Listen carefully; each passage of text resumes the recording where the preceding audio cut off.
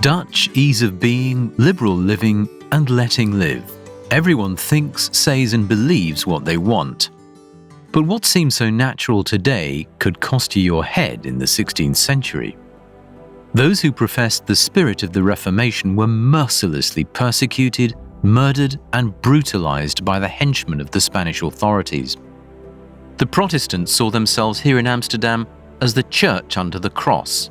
The church buildings remained closed to them, so they listened to the so-called hedge sermons of their pastors in the open air, behind the old scales, today in the center of Amsterdam, but in those days on the city's boundary. Outside the border, the Protestants gathered to celebrate services in their own way. That was not allowed at that time, but the one who preached was the leader of this group. He's also one of the most famous refugees who went to Emden.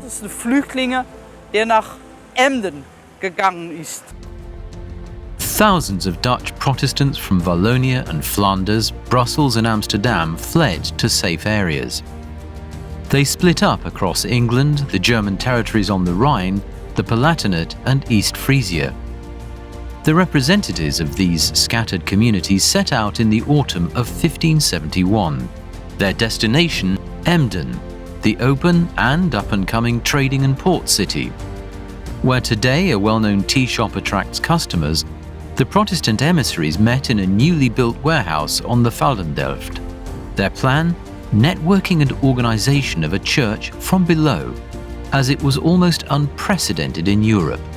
Anti-hierarchical, synodal, a classless church, so to speak. No congregation should have priority or claim dominion over other congregations. No pastor over other pastors, no elder over other elders, no deacon over their deacons. They shall rather avoid the least suspicion and every opportunity for it. Very close to this historical gathering in the Johannes Alasko Library, formerly the Great Church of Emden, they have collected the testimonies of the Reformed Church from its beginnings, including the invitation to the Emden Synod. Without doubt, an event that made history. The Emden Synod of 1571 forms the fundamental cornerstone in the development of the ecclesiastical system of the Reformed Church. What is new about the Emden Synod is that it is composed of both pastors and lay people, who then make very important decisions for the church structure. In terms of content, the Emden Synod is linked to the Presbyterian synodal church system. That is to say, a tiered church system that begins with the congregation, ascends via the classes to the provincial synod. And as the last level, general synods are also envisaged, which hold the whole church together.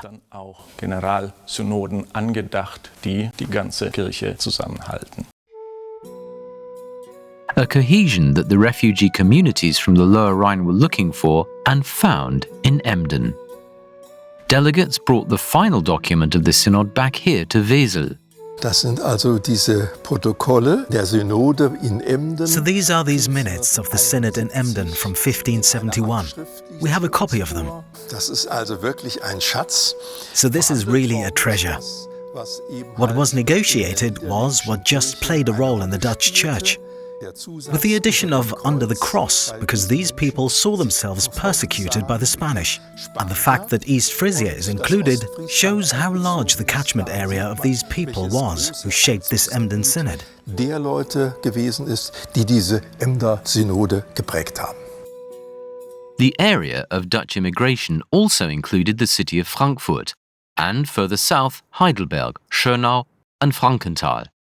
The sovereign, who was close to the Reformed Protestants, was happy to see Flemish and Walloon craftsmen and drapers, who not only brought their knowledge, but also their economic strength with them. Dieses kleine Bildchen zeigt Friedrich III., Kurfürst von This little picture shows Frederick III, Elector Palatine since 1559, who invited a group of about 60 families of Dutch religious refugees to live in Frankenthal. In Frankenthal Wohnung zu nehmen. Frankenthal hat seinen Pastor Frankenthal sent his pastor Caspar Heidanus to Emden. There, Heidanus took over the presidency of the Synod. That is, he presided over the Synod, and he also carried the results, the resolutions of the Emden Synod, back to the Palatinate. What was later to be called the principle of subsidiarity, in other words, the understanding of the community and organisation from the bottom up, from the smaller unit to the larger unit, self-determined, self-responsible, and equal. Everything that defines a Reformed church. And it all started in Emden in 1571. The principle that no one should be above the other, that is actually a democratic approach, which then continued to have an impact and has also shaped our democratic understanding and constitutions. That is the significance of the Emden Synod today in the extra-church sphere and of course also in the church sphere. In my own voluntary work, I've always been taught that in the Reformed Church, bottom is top. In der reformierten Kirche ist unten oben. Also im Grunde genommen alle Macht geht von der Gemeinde. All power comes from the congregation. This is a great transfer to our democracy and society today.